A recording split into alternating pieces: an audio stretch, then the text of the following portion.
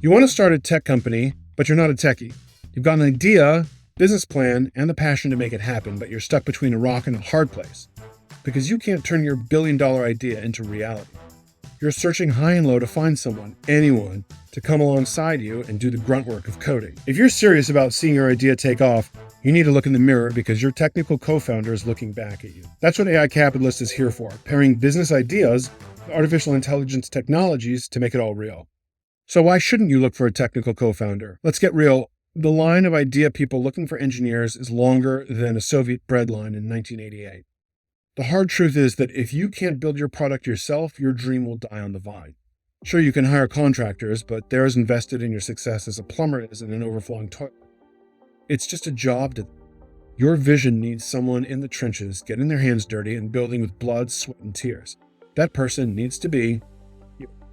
Change will not come if we wait for some other person or if we wait for some other time. We are the ones we've been waiting for. Okay, don't listen to politicians.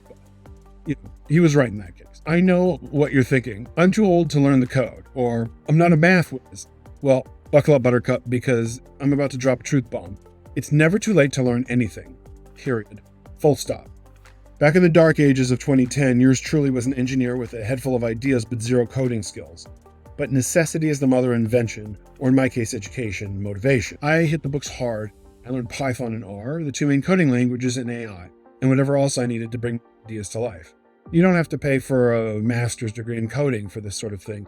You can find it on LinkedIn Learning or just asking ChatGPT. Now, I know learning to code seems daunting, but let me tell you, when you've got a burning desire to bring your idea to life, you'll be amazed at how fast you can learn. And here's the kicker. We're living in the golden age of AI. You've got access to resources and mentors that would make the Library of Alexandria look like a pop-up bookstand. YouTube tutorials, online courses, AI assistants, the world is your oyster. And if I could do it with some musty library books, imagine what you can do with the power of the internet at your fingertips. But let's be clear, I'm not saying go it alone.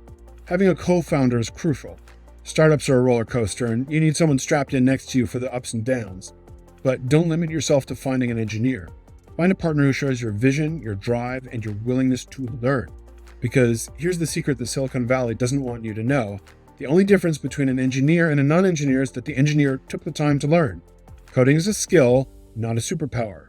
People learn Spanish, people learn French, you can learn Python. And it's a skill that anyone can learn, including you. And that skill really will boost your value. And if you feel that you're getting value from this episode, I would urge you to push the like button. Pushing like lets me know that I'm making content you want to see, and it helps spread that value to others. I thank you sincerely for your support. So stop searching for a technical co-founder and start becoming one.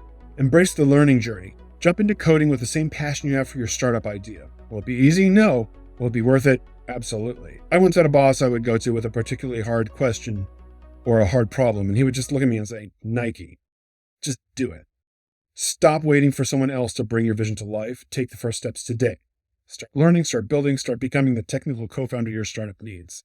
The road ahead is long and bumpy, but with determination and willingness to learn, you'll reach your destination. And who knows, maybe one day you'll be giving advice to the next generation of entrepreneurs, telling them to stop looking for a technical co-founder and become one themselves.